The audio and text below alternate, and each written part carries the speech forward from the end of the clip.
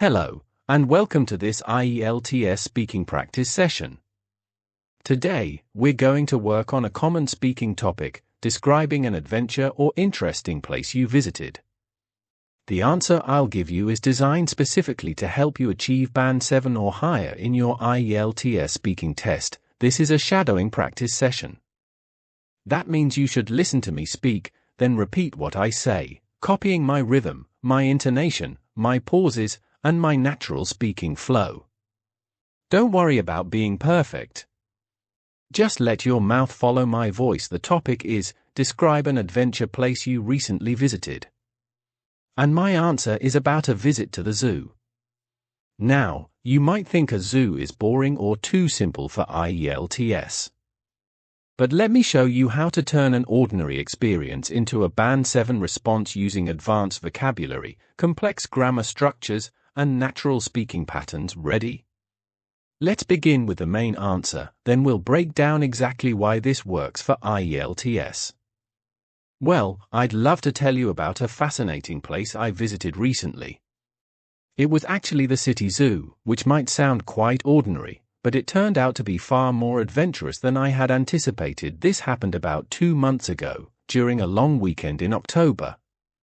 I had been feeling quite overwhelmed with work and daily responsibilities, so I decided I needed a break from the usual routine.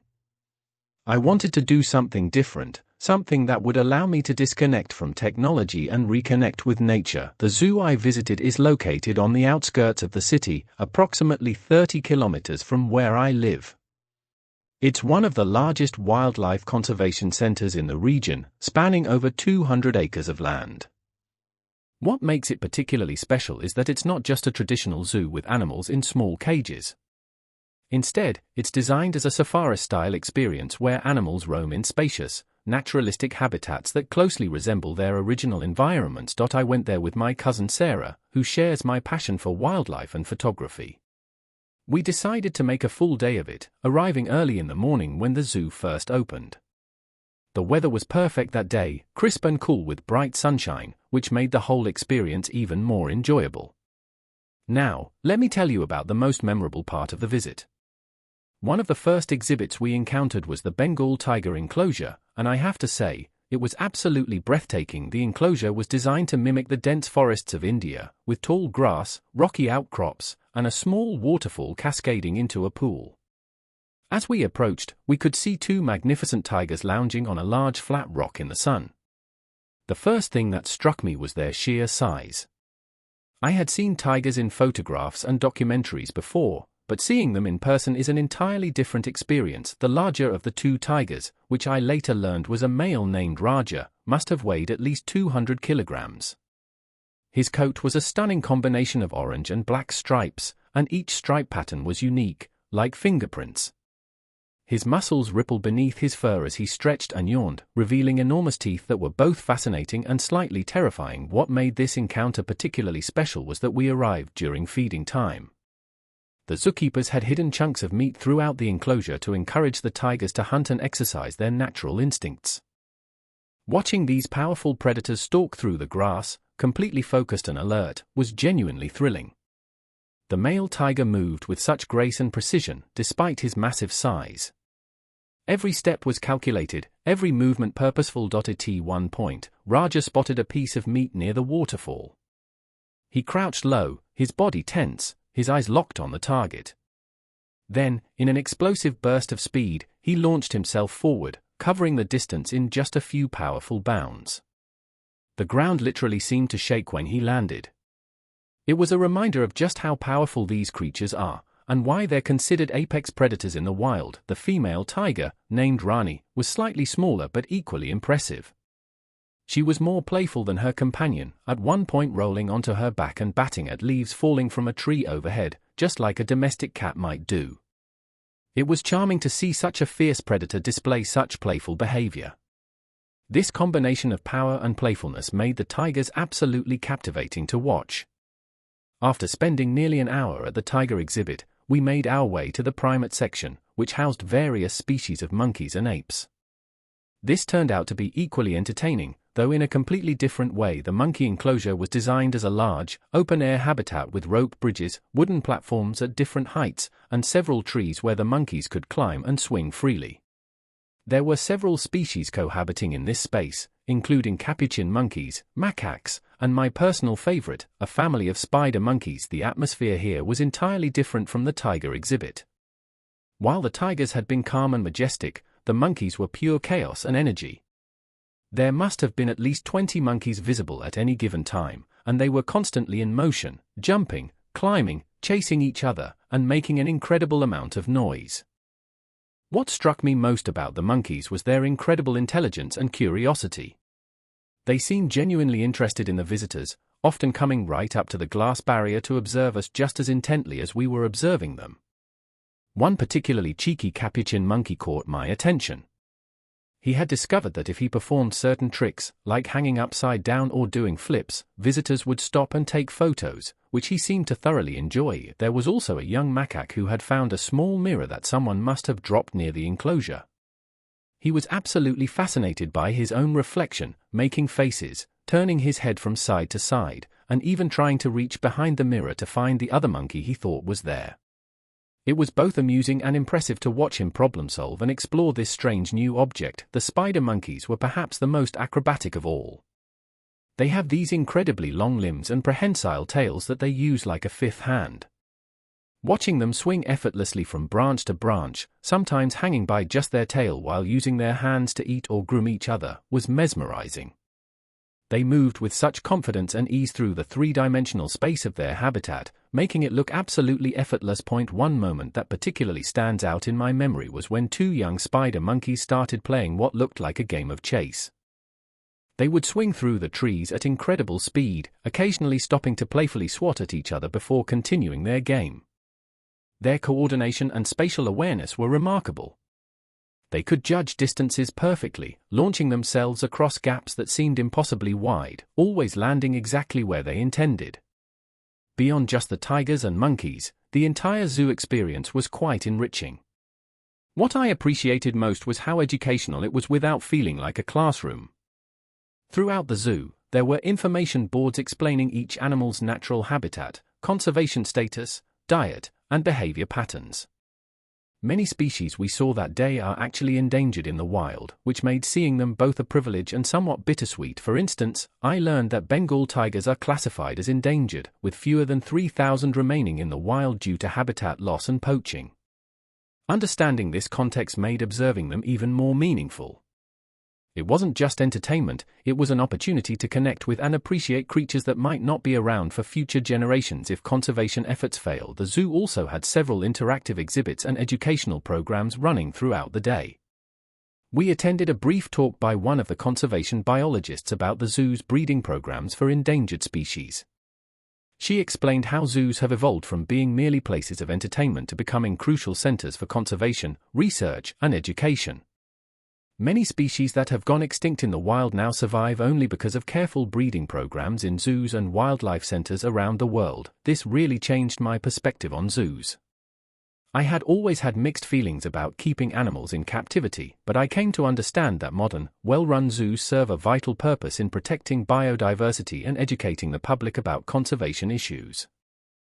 The physical experience of walking through the zoo was also quite pleasant. The grounds were beautifully landscaped with gardens, ponds, and shaded walking paths. There were several rest areas where we could sit and observe animals from a distance, or simply enjoy the peaceful surroundings. We brought a picnic lunch and found a lovely spot near the bird lake where we could eat while watching flamingos, pelicans, and various waterfowl. I mentioned earlier that my cousin Sarah is passionate about photography, and this trip gave us both wonderful opportunities to capture some amazing moments. I'm not a professional photographer by any means, but I do enjoy taking photos as a way to preserve memories. The tiger photographs turned out particularly well. I managed to capture Raja Midyawn, which made for quite a dramatic image with his enormous canines on full display. I also got a beautiful shot of Rani reflected in the pool of water, creating a perfect mirror image. These photos now hang in my living room, serving as constant reminders of that wonderful day. The monkey photos were more challenging to capture because they moved so quickly and unpredictably. I must have taken over 100 photos, and only a handful turned out sharp and well composed. But those few good shots were absolutely worth it. My favorite is an image of that young macaque examining the mirror, his face scrunched up in concentration, trying to figure out this puzzling phenomenon. Photography aside, what I valued most about this experience was the sense of wonder and connection it created. In our daily lives, we're so disconnected from the natural world. We spend our time in concrete buildings, traveling in cars, staring at screens. We forget that we share this planet with millions of other species, each with their own complex behaviors, social structures, and ways of experiencing the world. Spending a day at the zoo reminded me of this larger context. Watching the tigers hunt, even in a controlled environment, gave me a glimpse into their natural instincts and behaviors. Observing the monkeys interact with each other revealed their intelligence, emotions, and social bonds. These weren't just animals on display, they were living beings with their own experiences and consciousness. Now, you might wonder why I described this zoo visit as an adventure when it might seem quite tame compared to, say, mountain climbing or scuba diving. But I think adventure doesn't always have to mean extreme physical challenges or danger. Sometimes, adventure is about new experiences, learning, and seeing things from a fresh perspective. Before this visit, I had been to zoos several times as a child, but I barely remembered those experiences. They were just outings, nothing particularly meaningful. This time was different because I approached it with intention and curiosity. I took the time to really observe, to read the educational materials, to engage with what I was seeing rather than just quickly walking past exhibits. This shift in approach transformed an ordinary zoo visit into something much more significant. It became a learning experience, a connection with nature, and a reminder of why conservation matters. It was adventurous in the sense that it took me out of my normal routine and opened my eyes to aspects of the world I usually ignore. Compared to other places I've visited, the zoo offers something unique. When you travel to a beach or a mountain, you're experiencing a landscape, an environment. That's beautiful and valuable in its own right. But at the zoo, you're encountering living creatures from ecosystems all around the world, creatures you might never have the opportunity to see otherwise unless you have the time and resources to travel to India to see wild tigers, or to South American rainforests to observe spider monkeys in their natural habitat. The zoo provides an accessible window into these distant worlds. Of course, it's not the same as seeing animals in the wild, but it's still meaningful and valuable, especially when the zoo prioritizes animal welfare and conservation. The impact of this visit has stayed with me long after the day ended. For one thing, it sparked a renewed interest in wildlife and conservation. I've started reading more about endangered species and the challenges they face. I've also begun supporting several wildlife conservation organizations financially, even if it's just a small monthly donation. More immediately, the visit had a positive effect on my mental health and well-being. Remember, I mentioned at the beginning that I had been feeling overwhelmed with work and daily stress. Spending an entire day outdoors, away from screens and deadlines, focused entirely on observing and appreciating nature, was incredibly therapeutic. There's something almost meditative about watching animals, especially when you give them your full attention. The tigers moved with such deliberate calm when they weren't hunting.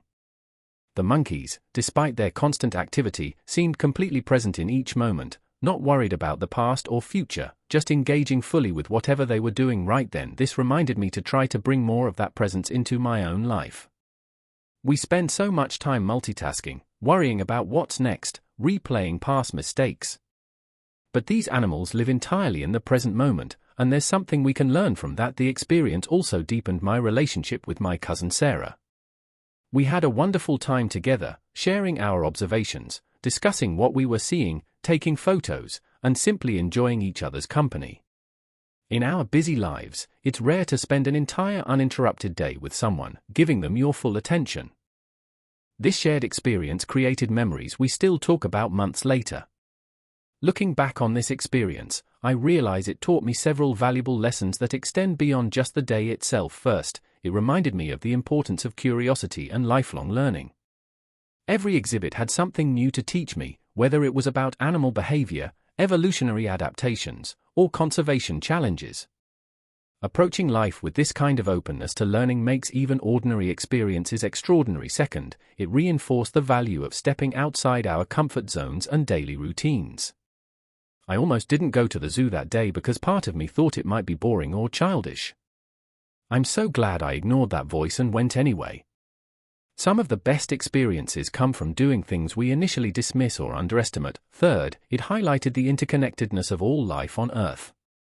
Seeing animals from different continents, different ecosystems, different evolutionary lineages all in one place really drove home the point that we're all part of one planetary ecosystem.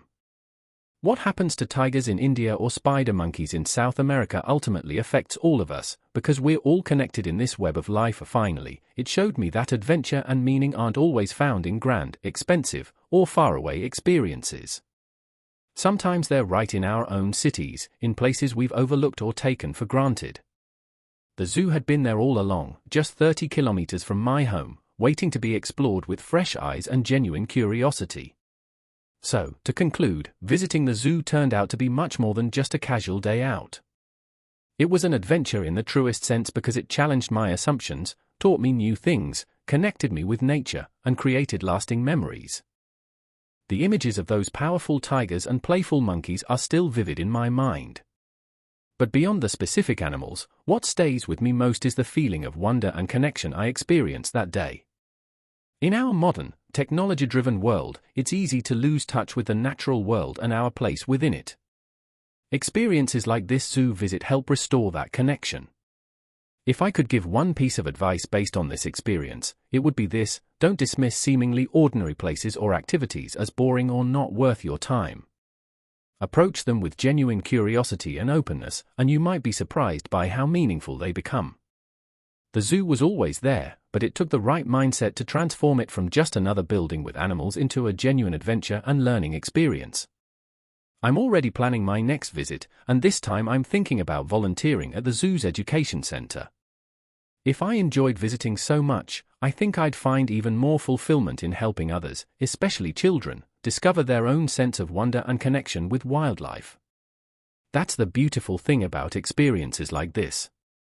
They don't just end when you leave. They continue to influence you, inspire you, and sometimes even change the direction of your life in small but significant ways. And that, to me, is the definition of a true adventure. That completes our IELTS Band 7 answer about visiting the zoo. I hope you were shadowing along with me, repeating each sentence, copying my natural rhythm and flow. This answer demonstrates everything you need for Band 7 or higher: complex grammar structures, advanced vocabulary, detailed descriptions, personal reflection, and most importantly, natural fluency. Practice shadowing this answer multiple times. First, listen without repeating. Then shadow along. Then try giving your own version using the same structure but with your own details. Remember, the key to IELTS speaking success isn't memorizing answers. It's training your mouth to produce natural, fluent English automatically. And shadowing is the fastest way to achieve that. Thank you for practicing with me today. Good luck with your IELTS preparation.